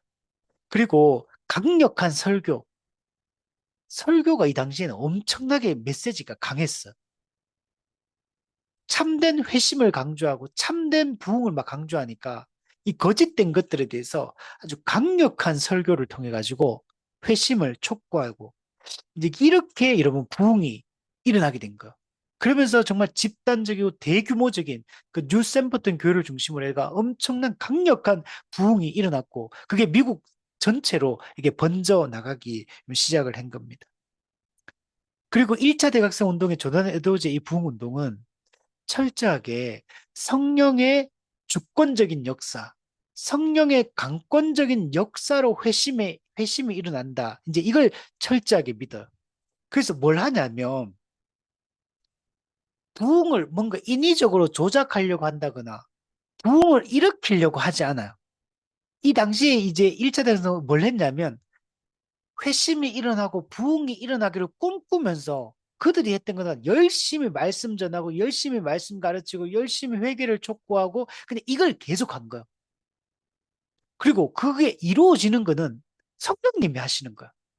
그 성령님의 역사를 기다리면서 이들은 그냥 이 말씀을 가르치는 작업, 메시지를 선포하는 거, 회개를 촉구하는 거, 그냥 그런 죄를 짓지 말라고 이제 강력하게 촉구하고 이런 것만 했던 거. 이게 1차 대각성 운동과 2차 대각성 운동의 차이점입니다. 2차 대각성의 찰스 피니는 이걸 인위적으로 만들어 가려고 했어. 사람의 인위적인 노력으로 부흥의 분위기를 형성하고 부흥의 조건을 마련해서 그래서 사람들을 변화시키려고 이런 노력을 했던 게 2차 대각성 운동이거든요. 사실 그 2차 대각성 운동의 그 영향이 그 이후에 미국 교회에 엄청난 영향을 미치고 그게 이 지금까지 흘러내려오고 있는 겁니다. 그 분위기가. 근데 1차 대각성 운동은 달라요. 철저하게 성령의 강권적인 역사에 의해서 부흥은 일어난다. 그래서 이 1차 대각성 운동이 중요한 게 참된 회심론을 정립했고 참된 부흥론을 정립한 거. 이게 아주 큰 작업을 했던 거. 그 당시까지만 해도 회심론이 정확하게 정립이 안 돼 있는 시대였어. 뭐가 참된 회심이고 뭐가 거짓 회심인가가 명확하게 기준이 안 잡혀 있었거든요. 근데 이 1차 대각성 운동을 거치면서 참된 회심은 이런 거다. 참된 부흥은 이런 거다라는 걸 이 이론적으로 신학적으로 정립을 합니다. 그래서 여러분 조나단 에드워즈는 미국이 난 최고의 신학자로 부릅니다. 가장 위대한 신학자는 조나단 에드워즈다. 이렇게 부를 정도로 대단해요. 책도 많이 쓰고 정말 신앙 감정론 이런 책도 쓰고 참된 회심론, 막 부흥론 이런 것들도 많이 해요. 또 성령의 역사인지 악령의 역사인지 구별하는 방법 이런 것들에 대해서 기준을 잡는 작업들을 했습니다. 이게 여러분 1차 대각성 운동이고 영국에서는 요한 웨슬리를 중심으로 이런 운동들이 일어납니다. 요한 웨슬리도 강력한 이 모라비안 교들을 회심한 이후에는요, 말 타고 다니면서 막 영국 전역을 돌면서 야외 집회, 천막 집회 이런 거 열면서 강력하게 복음을 전해요. 그리고 이때 조지 휘필드도 아주 역할들을 많이 합니다. 그리고 이 조지 휘필드나 이제 요한 웨슬리 같은 또 미국에 건너와요. 미국에 건너와가 미국에서도 또 막 말 타고 다니면서 천막 집회 열어서 막 대규모 사람들 불러 모아가지고 막 전도와 복음 전도하고 이런 역할들을 해요. 그리고 또 영국으로 돌아가고 이런 미국과 당시 부흥 시대 때는 좀 막 교류도 많이 일어났어요. 요한 웨슬레 영향, 조지 휘필드 영향 뭐 이런 거 막 일어나. 근데 조지 휘필드와 요한 웨슬레는 사실 성격이 사람 좀 달라요, 사람들이 둘이가. 한 명은 감리교, 이제 요한 웨슬레 중 감리교 탄생하게 되고 이 조지 휘필드는 장로교에 가까워. 그래서 두 사람이 좀 신학 색깔이 좀 다른데 근데도 이 협력해서 이런 사역들을 많이 감당을 하고 대표적으로 이제 두 사람에 대해서 그 조지 필드와 요한 웨슬리가 신학적으로 어떤 대립 이런 거 좀 의견 차이 이런 게 있었거든요. 이런 게 있을 때 그 조지 휘필드의 제자가 스승한테 물어봐요. 휘필드 선생님, 목사님, 나중에 천국 가면 요한 웨슬레 우리 만나지 못하겠지요? 이렇게 막 물어봐요. 어, 천국 못 오지 않겠냐? 이제 이렇게 약간 이런 투로 물어본 것 같아. 그러니까 조지 휘필드가 맞다. 우리 못 만날 거다. 근데 지옥 가서 못 만나는 게 아니고 요한 웨슬리가 너무나 하나님 앞에 신실하게 살았기 때문에 한 빛이신 하나님께 너무 가까이 있기 때문에 그 빛 너무 빛나기 때문에 못 쳐다볼 거다 이제 이런 의미로 이야기했어요. 아주 중요한 이제 그런 일환데 우리가 이제 어떤 교리적 차이, 신학적 차이 조금 있을 수 있잖아요. 근데 근본 진리가 같을 때는 우리가 그들과 합해야 되고, 우리가 뭐 좀 차이가 있다 하더라도 그런 걸 가지고 막 비판하고 너무 막 싸우고 막 하나됨이 깨지고 이렇게 되면 안 돼요. 그래서 이 부분 되게, 그래서 근본 진리를 우리가 동의한다면 우리는 믿음의 형제고, 우리는 함께 주를 위해서 우리 부족한 부분들 서로 메꾸면서 가는 거. 그래서 감리교가 잘하는 게 많아요. 뭐 장로교가 또 잘하는 부분이 있어요. 근데 그게 융화가 되고 조화가 돼야 돼. 한쪽이 분명히 부족한 부분이 있고 잘한 면이 있거든요. 그래서 이런 것들을 우리가 잘 인식하고 교회 안에도 이거는 마찬가지예요. 어떤 성도는 이런 부분이 강점을 가지고 있고 근데 또 이런 부분이 약점을 가지고 있고 또 이 성도는 이 부분에는 강점이 있는데 이 부분에 또 약점이 있어. 그거는 교회도 마찬가지예요. 이 지역 교회로서 A 교회는 이런 부분에 강점이 있는데 B 교회는 이런 부분에 또 강점이 있고 이런 부분에 약점이 서로가 있어. 그래서 교회도 연합해서 성도 개인도 연합해서 서로 부족함을 메꾸어 주면서 함께 그리스도의 충만을 누리는 이런 방향으로 우리가 나아가는 게 매우 중요합니다. 자, 이렇게 유럽에서는 경건주의가 독일을 중심으로 미국에서는 또 조나단 에드워드 중심 1차 대각성운동 또 영국의 요한 웨슬리와 조지 필드 중심으로 부흥운동이 이렇게 일어났거든요. 근데 요 시기가 딱 지나면서 독일에서 자유주의 신학이 일어납니다. 이게 이제 이때부터 심각해지기 시작합니다. 자유주의 신학. 앞서 얘기했듯이 사회적으로 볼 때는 합리주의 시대로 진입했거든요. 인본주의 시대로 진입했어요. 인간의 이성과 경험과 과학을 중요시 여기는 이런 시기로 진입을 했어요. 그러니까 철저히 이런 시기로 진입하다 보니까 이게 신학에도 영향을 미쳐요. 교회가, 교회가 살고 있는 이 사회적 분위기가 인본주의 시대로 흘러가니까, 세속주의 분위기로 흘러가니까 교회가 영향을 받지 않을 수가 없습니다. 사람들은 더 점점 신에 대해서 신을 찾지 않는 시대, 계신 하나님의 계신 성경 말씀을 알려고 하지 않는 시대. 그리고 신의 존재, 하나님의 존재와 성경이 하나님의 말씀이라는 걸 이제 의심하기 시작해요. 그리고 교회의 필요성에 대해서 구원의 필요성에 대해서 다 의심하기 시작합니다. 이런 사회적 분위기가 형성되다 보니까 교회가 점점 위축됩니다. 교회는 점점 약화되어져 가기 시작합니다. 이런 분위기 속에서 한쪽에서는 기독교 안에서 그냥 원래 해오던 대로 그냥 쭉 이렇게 해나가려고 하는 한 부류의 사람들이 있는 반면에 이런 분위기 속에서 우리가 기독교가 변화돼야 된다. 기독교가 옛날처럼 이렇게 계속하면 이제 기독교 망한다. 이제 이런 생각들을 가진 사람들이 생기기 시작했어요. 근데 이 사람들도 다 기독교인입니다. 기독교 안에 있으면서도 이 무신론적 합리주의, 이 합리주의 자체는 무신론이잖아요. 이 무신론적 합리주의에 대한 이 대안으로서 새로운 기독교가 나타나야 된다. 기존의 전통적인 기독교가 행하던 그런 모습으로는 이 합리주의 시대에 이 합리주의적 세계관 속에 이제 살고 있는 이 사람들을 설득하지 못한다. 그들에게 하나님을 믿으라고, 그들에게 교회에 나오라고, 그들에게 구원의 필요성에 대해서 이걸 인식시킬 수 없다. 이렇게 생각한 거예요.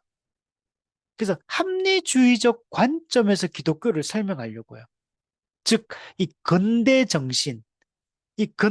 정신에 입각해서 기독교를 설명하고 이 합리주의적 세계관을 가진 사람들에게 기독교의 필요성, 성경의 필요성, 하나님의 필요성을 설명하려고 하는 시도를 하기 시작하는 것. 그러면 그 시대에 맞춰서 해야 되잖아요. 왜냐면 그 사람들은 합리주의적 세계관을 가지고 있는데, 근데 갑자기 막 예전처럼 그런 방식으로 막 복음을 전하고 하나님을 설명하고 교회의 필요성을 얘기하면 이 사람들이 받아들이겠습니까? 당연히 안 받아들이겠죠. 아, 나는 하나님, 나 있는지도 모르겠다. 성경이 뭐 인간이 쓴 건지 하나님 쓴 건지 어떻게 아냐. 이런 생각 가진 사람들한테 성경은 진리라는 걸 믿는 입장에서 하나님은 존재한다는 입장에서 아무리 설명해도 이제 그런 방식으로 이들에게 안 통하는 시대가 된 거죠. 그러니까 그들의 눈높이에 맞게끔 기독교를 설명하려고 하는. 그러다 보니까 여러분 어떤 상황이 발생되냐면 정통적인 이 신앙 고백, 또 이제까지 가르쳐 왔던 그런 정통주의 시대에 정립되어 왔던 교리적 가르침, 초월적인 내용들, 이런 내용들 얘기했다가는 이 사람들이 받아들이지 않겠죠. 그는 무슨 허무맹랑한 이야기를 하느냐. 이렇게밖에 안 받아들이기 때문에 그런 건 다 빼버리자. 이런 거 다 빼고 그 사람들이 볼 때 이성과 경험과 합리와 과학에 입각해서 그들이 받아들일 만한 것만 전하자. 이제 이런 분위기로 기독교가 한 발 후퇴를 한 거죠, 이 시대에. 근데 이렇게 했던 이유는 그들에게 신앙을 심어주려고 한 건 맞아요, 시작은. 하나님이 필요하다. 그럼에도 불구하고 이런 시대에도 하나님이 필요하다. 그러니까 기독교가 필요하다. 교회가 필요하다. 이제 이 얘기를 전하려고 하는 건데 너무 그들의 수준에 맞추다 보니까 복음의 본질적인 내용들, 교리적인 내용들 다 부정해 버릴 수밖에 없게 된 거 이게 자연스럽게. 그러니까 유일한 진리로서의 기독교를 부정해 버려요. 성경의 초자연적인 요소, 초월성, 하나님의 초월성 다 부정해 버립니다. 그리고 신학도 전부 다 이 이성과 과학의 틀 안에서 신학 작업을 하기 시작합니다. 그리고 이들은 전부 다 기독교의 가치를 뭘로 제시하냐면 구원으로 구원과 관련돼서 가치를 제시하는 게 도덕적 가치, 도덕적으로 기독교는 필요하다. 그리고 기독교가 추구하는 건 뭐냐? 이 사회를 윤리적인 공동체로 만드는 거다. 그게 곧 하나님 나라다. 도덕적이고 윤리적인 사회를 만드는 것이 곧 하나님 나라를 건설하는 것이다. 이런 식으로 주장하면서 기독교는 여전히 이 시대에도 필요하다. 이런 식으로 접근해 들어간 거예요. 그거는 성경이 말하는 그 기독교하고는 완전 다른 겁니다. 특히 문제는 성경의 이 권위를 부정해버려요. 성경의 충분성을 부정해버립니다. 성경의 영감설, 성경의 무호성, 이걸 다 부정해버려요.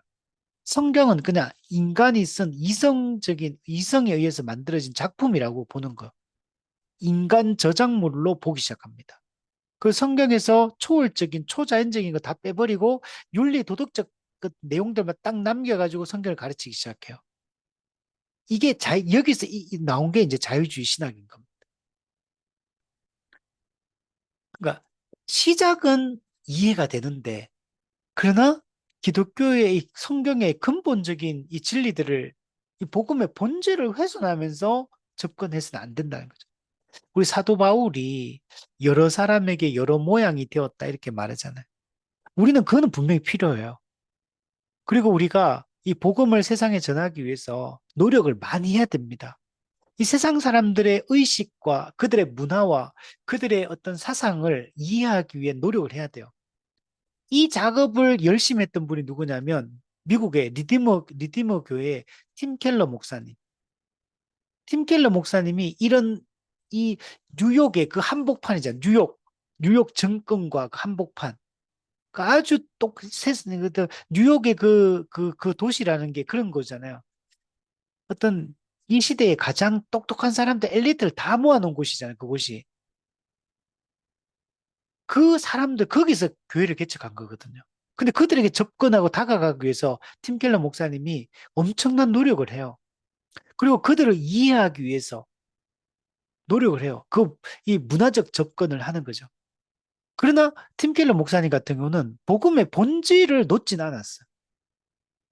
복음의 본질, 참된 교회가 어떤 교회인가에 대한 이 가치들은 선명하게 가지고 있으면서 그걸 타협하지 않으면서 그나 그 현대인들의 마음을 이 포스트 모더니즘 사회를 살아가는 상대주의 세계관을 가지고 있고 이 다원주의 세계관을 가지고 있는 이런 사람들.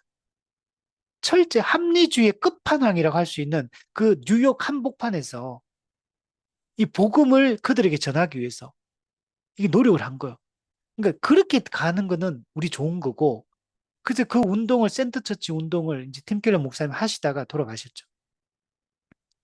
그래서 도시전도, 이 도시에 살고 있는 이 현대인들에게 어떻게 복음을 전할 것인가, 어떻게 복음이 진리라는 사실을 드러내고 그들을 하나님께로 인도할 것인가, 이걸 고민하는 운동을 펼치는 것.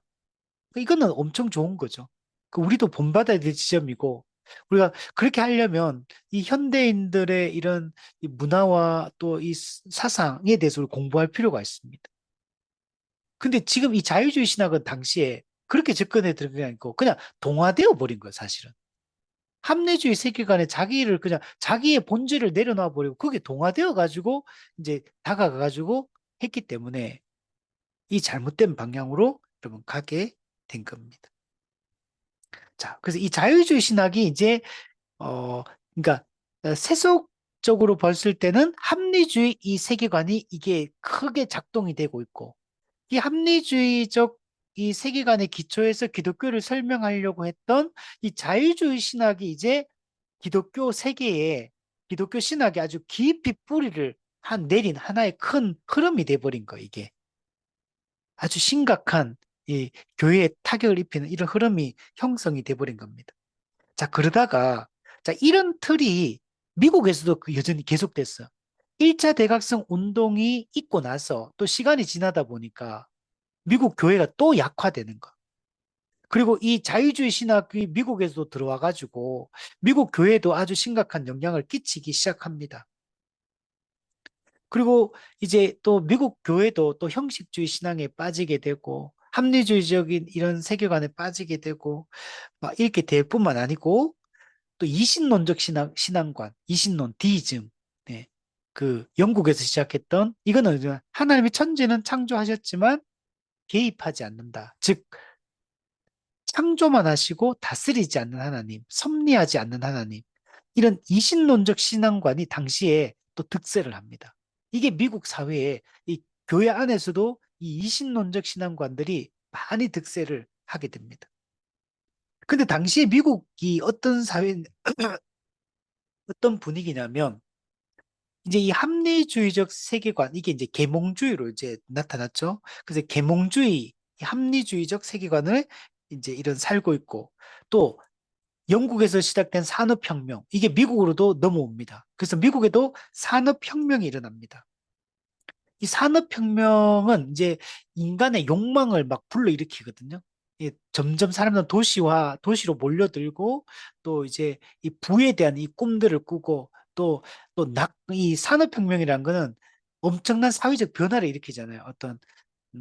속도를 바꿔버려요. 말 타고 다니는 사람이 이제 전기 기관차, 자동차가 나오고 막 전기, 전화 막 이런 게 막 개설되어지고 막 기차 이런 거 막 나오고 산업혁명이라는 게 엄청난 변화를 무기 이런 것도 변화시키고 지식의 또 이제 지식의 전달 이런 것도 완전히 바꿔버려요. 그래서 막 속도 뭐 모든 게 다 달라집니다. 거기다가 미국이 그 당시에 이 캘리포니아에서 금이 발견돼 금이. 그러면서 골드러시, 그 막 금 찾아 막 동부에서 서부로 막 사람들 일확천금을 꿈꾸면서 막 다 달려가기 시작합니다. 그러니까 뭔가 막 사회가 역동적인 사회예요. 지금 이 시기 자체가. 산업혁명, 막 인간의 이성이 강조되고 할 수 있다는 인간의 우리는 무한한 가능성을 가지고 있고 낙관적, 진보적 세계관 이런 것들 막 지금 막 꽃피는 이런 시대거든요. 거기다가 막 금이 발견되고 막 일확천금을 노리면서 막 사람들 막 가고 막 그리고 막 인디안 추방법 이렇게 인디안 막 그 미국 있는 사람들 막 추방법 해가지고 막 몰아내 인권 유린하고 막 그러나 백인 입장에서는 막 영토 확장 막 되고 막 이런 분위기인 거예요, 지금. 이런 분위기가 막 되면서 사회가 급격하게 이게 변화되죠. 그러니까 미국 교회도 청교도 신학을 중심으로 세워진 미국 교회인데도 불구하고 신앙 분위기가 확 바뀌어 버리는 겁니다, 이제. 사람의 능력을 신뢰하고 인간의 이성을 신뢰하는 이런 분위기가 형성돼요. 그러니까 여러분, 칼빈주의와 알미니안주의 중에 어떤 신학의 교회가 성장하겠습니까? 당연히 인간의 가능성을 이야기하고 인간의 그런 이제 부분적 타락을 이야기하는 알미니안주의 신학을 따르는 교파들이 득세하기 시작합니다. 그러니까 장로교는 약화되어지고 감리교나 침례교나 뭐 이런 쪽의 교회들이 이제 급성장하는 이런 분위기가 형성이 되어집니다. 자, 이런 분위기 속에서 형식주의에 빠져있던 이 교회가 더 이상 계속 이렇게 가면 안 된다. 1차 대각성 운동체처럼 다시 우리 미국의 부흥운동이 일어나야 된다. 이런 걸 꿈꾸고 또 어떤 교회의 쇄신을 꿈꾸는 이런 분위기들이 형성이 되어집니다. 그러면서 이 2차 대각성 운동이 일어나게 여러분 되는 겁니다. 근데 이때에는 이제 1차 대각성 존한 에드워즈 때와는 달라요. 찰스 피니를 중심으로 해서 처음에는 목사도 아니었어. 나중에 변호사였다가 나중에 목사가 되는데 이 찰스 피니를 중심으로 이제 인위적인 방법들, 이 시대적인 이 분위기에 맞춰서 이제 그런 걸 추구하고 뭐 그래서 여러 감정적인 설교 이런 거 하고 부흥 집회 이렇게 하면서 뭔가 신비한 체험 이런 거 하고 또 어떤 조건, 뭐 음악 이런 거 사용하고 해서 뭔가 분위기를 막 만들려고 노력을 합니다. 그 실제로 그리고 또 변화가 일어난 것도 사실이에요. 근데 이때 2차 대각성 운동이 일어났으니까 부흥이 분명히 일어난 건 사실이니까 그리고 이때 이제 D.L. 무디 같은 사람들이 또 이게 합류해서 또 같이 활동을 또 합니다. 자, 이게 2차 대각성 운동이에요. 그래서 미국의 2차 대각성 운동이 이후에 미국 교회에 아주 중요한 영향들을 많이 미칩니다. 이때 이 흐름이 이게 나중에 미국 교회 선교 운동으로 미국 선교 운동하고 직결되어서 있는 운동들이 일어나게 됩니다. 그래서 그 토대가 되었던 게 이 2차 대각성 운동이다. 물론 여기는 많은 문제점들을 가지고 있습니다. 그래서 우리가 개혁파에서는 받아들일 수 없는 이런 방법론들이 많이 등장을 합니다. 자, 그러나 이제 2차 대학생 운동이 일어나고도 또 이제 계속 이렇게 가는 게 아니라 좀 약화됩니다. 그래서 성결 운동이 미국에서 일어납니다. 19세기 중엽부터 미국에서 시작된 운동인데 2차 대학생 운동 이후에 또 약화되고 또 형식화되어지고 신앙이 또 이렇게 안 좋아지는데 이 분위기 속에서 감리교를 중심으로 요한 웨슬리의 이 성화론 그리고 완전주의, 성결한 삶 이런 것들을 강조하는 이걸 다시 감리교에서 이제 일어나게 됩니다. 그래서 미국의 감리교를 중심으로 성결 운동, 거룩 운동이 일어나게 됩니다. 그리고 이 그 배경은 누구냐면 웨슬리 신학, 요한 웨슬리가 이야기했던 그런 성결 그리고 완전주의 그러면 성령 세례 이런 개념들 이런 것들을 받아들여서 성결 운동이 일어납니다. 이게 나중에 이게 오순절주의 운동으로 또 이게 이어져요. 그래서 어, 여러 가지 또 문제점들이 발생되기도 되지만 그래 이때까지만 해도 그래도 이 성결 운동은 다시 거룩하게 살자 이런 운동이에요.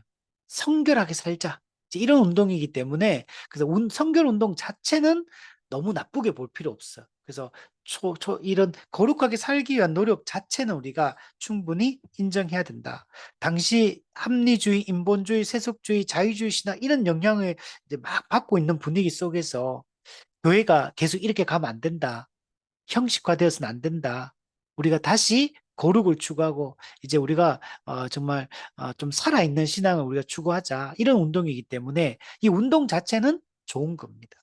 그러나 아까 얘기했던 성령 세례 이게 우리 개혁파에서 얘기가 좀 달라요. 그래서 이 성령 세례를 이단 신앙의 이단계론을 요한 웨슬리가 주장을 했고 또 완전주의 또 신학 이제 이런 것들이 이제 문제가 돼요. 그래서 그러나 초반부만 해도 요한 웨슬리 때만 해도 이게 점진적으로 우리가 거룩해지고 완전해진다 이런 방향으로 갔다면 이제 후반기에 들었으면 이게 그렇게 안 가고 이제 좀 이상한 방향으로 흘러가게 됩니다.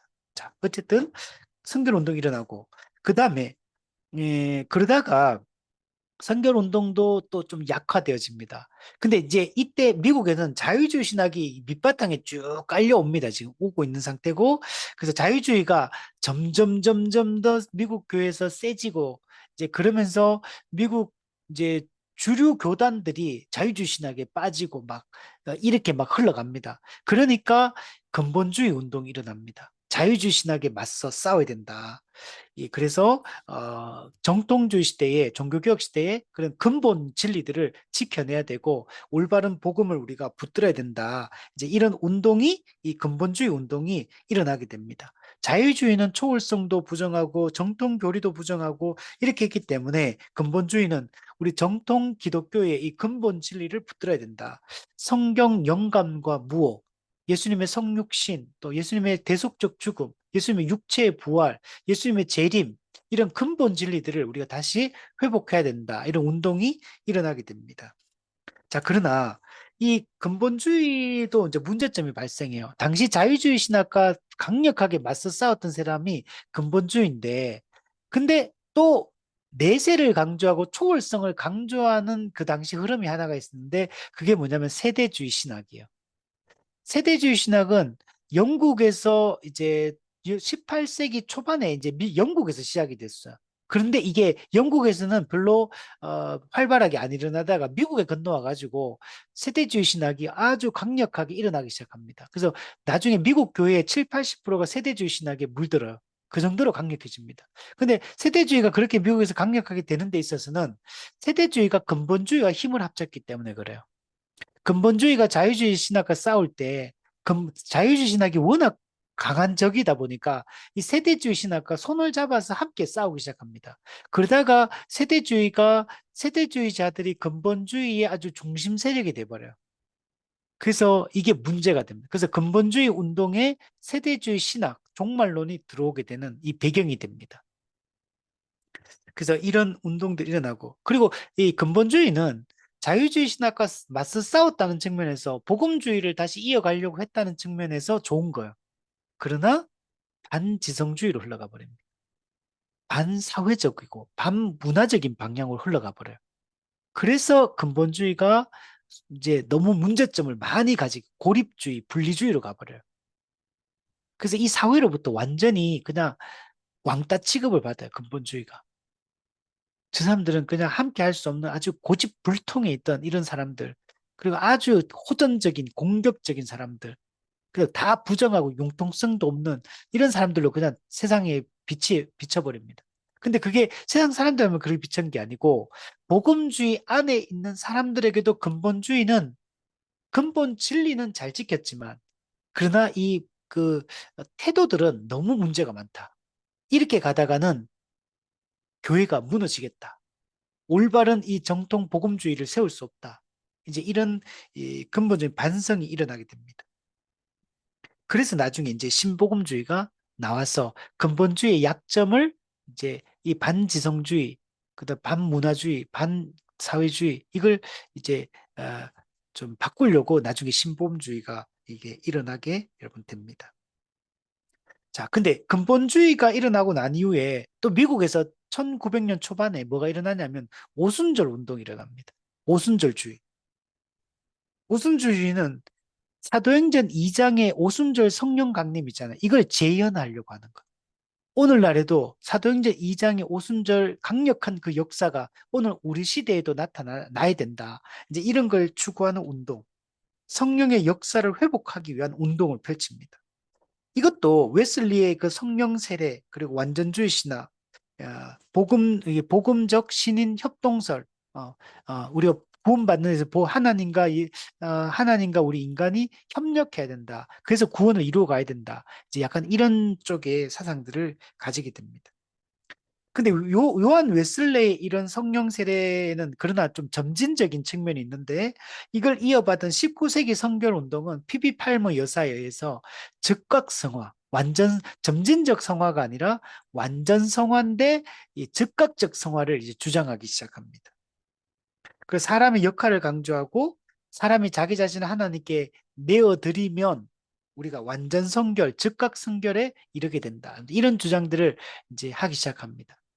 그래서 이 두 개의 사상에 근거해서 오순절 운동이 일어납니다. 아, 찰스 파함이 방언을 받게 되고 또 거기 제자 중에 한 명이 윌리엄 시모라는 흑인 이 학생이 있는데 이 학생이 아주사 거리에서 이제 기도하고 집회를 하는 가운데 대규모적인 방언 집단적으로 방언을 받는 일들이 일어납니다. 이게 오순절 이 교단이 출발하게 된 이 배경입니다. 그래서 오순절 주의는 방언이 성령 세례의 증거다 이렇게 주장하기 시작합니다.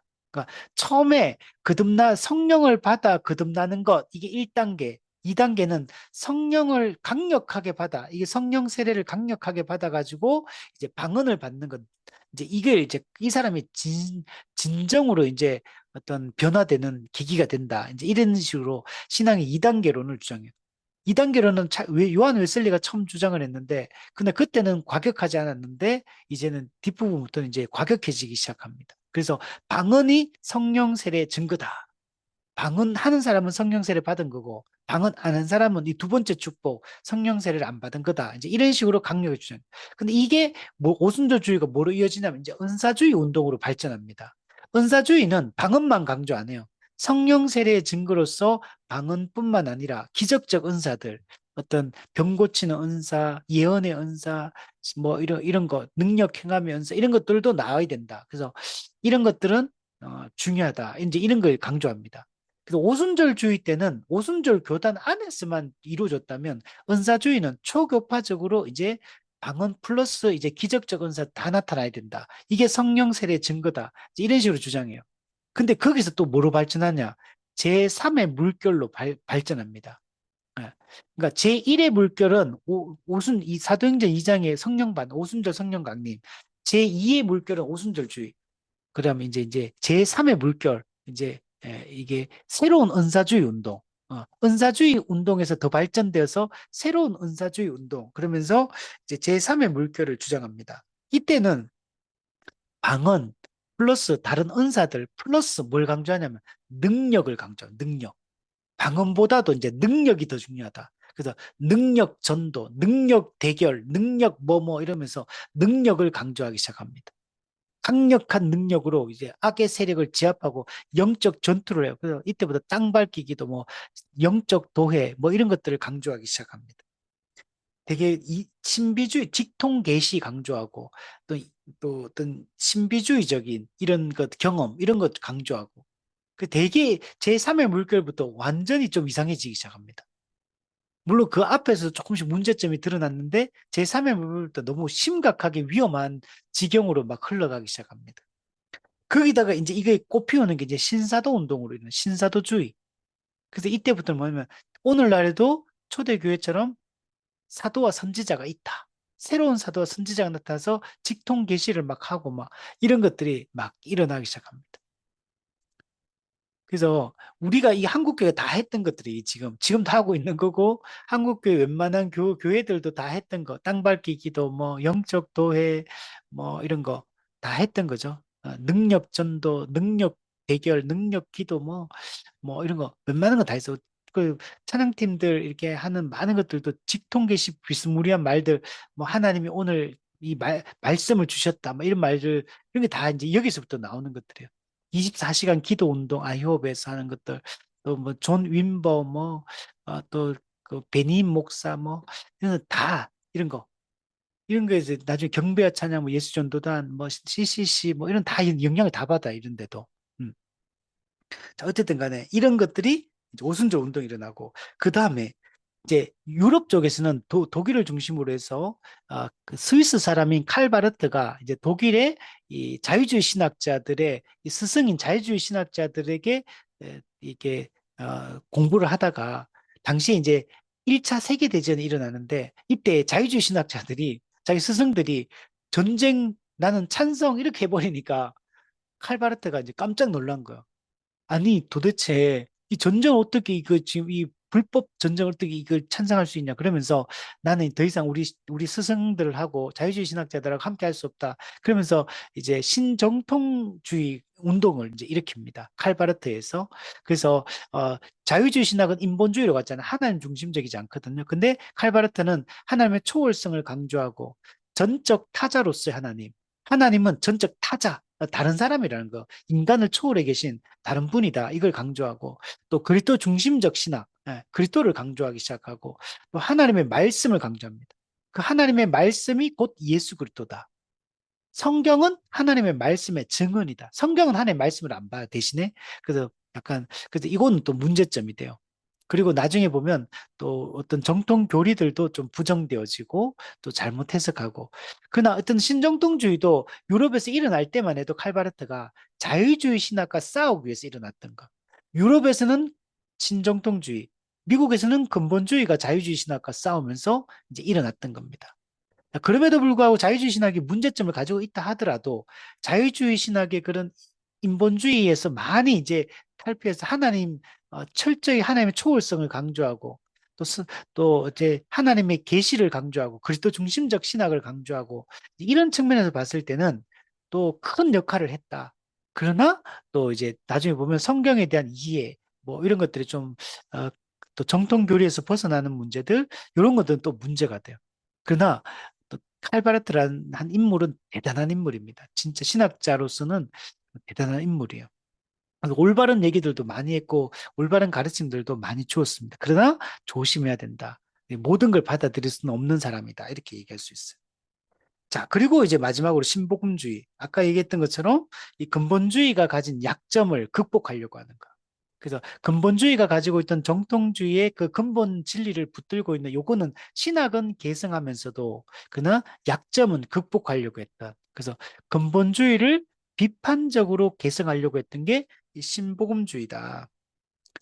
그래서 신복음주의 같은 경우에는 참된 교리를 수호하려고 했고 근본주의의 그 반지성적, 반사회적, 반문화적 이런 부분들을 극복하려고 해요. 그래서 처음에 출발할 때는 신복음주의는 이 지성주의로 출발합니다. 그래서 풀로 신학교를 건립하면서 정말 말씀을 제대로 가르치려고 하는 이런 노력들을 하고 학자들도 철저하게 복음을 가르치려고 노력하는 이런 운동들을 하고 또 복음주의 운동을 일으켜서 전 세계적으로 복음주의자들의 연합체를 만들고 또 막 이런 역할들도 하고 또 사회적 책임도 적극적으로 사회적 책임을 하려고 하고 교회가 정말 그냥 갇혀 있는 교회, 고립적인 교회가 아니라 사회 속에서 역할들을 감당하는 이런 교회로 가려고 하는 올바른 방향을 잡았어요. 그래서 복음전도 플러스 사회적 책임 이런 총체적 선교로 개념들을 가지고 나갔다는 측면에서 신복음주의는 올바른 방향성을 잘 잡았고 초기에는 잘 갔는데 근데 이제 점점 뒤로 갈수록 신복음주의가 이제 대중주의를 따릅니다. 빌리 그레함 목사가 이 신복음주의 아주 중요한 대중화를 이룬 인물인데 예, 빌리 그레함 목사가 너무 이제 모든 교파를 이제 막 그냥 끌어안는 방식으로 그냥 세계 복음화를 위해서 복음 전도를 위해서 누구든지 강단 교류하고 함께하자 이제 이런 방향으로 가버려요. 그러다 보니까 교리적 혼란, 신학적 타협 이런 게 막 일어나기 시작합니다. 그러면서 로마 카톨릭과도 대화하려고 하고 자유주의하고도 대화하려고 하고 모든 게 교파들하고 다 그냥 같이 하려고 하는 이런 방향으로 가버려요. 그래서 이제 문제점이 이제 부각이 되기 시작합니다. 그래서 지금 신복음주의가 가지고 있는 이 문제점들은 바로 그 신복음주의 대중주의로부터 출발한 거고 그 대중주의로 가다 보니까 교리를 선명하게 설명하기 힘들어. 왜? 초교파의 사람들이 다 모여 있으니까 그냥 뭉뚱그려가지고 이제 그냥 뭐 대충 비슷한 것 중심으로 해가 그냥 전하고 나머지는 알아서 해라 각자가 이제 이런 방향으로 가버리다 보니까 교리적으로 매우 단순화시켜 버렸고 지나치게 단순화시켜 버리다 보니까 교리적 깊이를 다 잃어버린 거, 신학적 깊이를 다 잃어버리고 그 올바른 그 정통 개신교의 그런 진리들을 이제 잃어버리는 수준. 그래서 너무 복음이 단순하게 그냥 가르치는 이런 단계로 진입해 버린 거. 이게 대중주의 때문에 이런 문제가 발생했고, 그래서 결국 이런 것들이 마케팅 교회로, 이머징 교회로 이렇게 막 흘러가게 되고, 그 수많은 문제점들을 발생시킨 거. 그래서 지금 세계주의 연맹 앞서 얘기했던 그 WEA가 지금 한국에서 개최하려고 하는데 우리는 동의할 수 없는 주장들을 많이 하거든요. 그래서 여기 문제점이 많아요. 세계 복음주의 연맹인데 복음주의를 추구하는데 내용이 복음주의가 아니에요. 왜곡돼 있어. 그래서 우리는 여기에 동의하지 않고 우리 교단들도 여기 대부분 다 가입이 안 돼 있습니다. 그래서 우리가 복음주의 그러니까 너무 좋은 것 같지만 문제점들을 많이 가지고 있다. 그래서 우리는 그걸 추구하는 게 아니라 옛 복음주의를 추구하고 역사적 기독교를 추구하면서 우리는 가야 된다라고 말할 수 있습니다.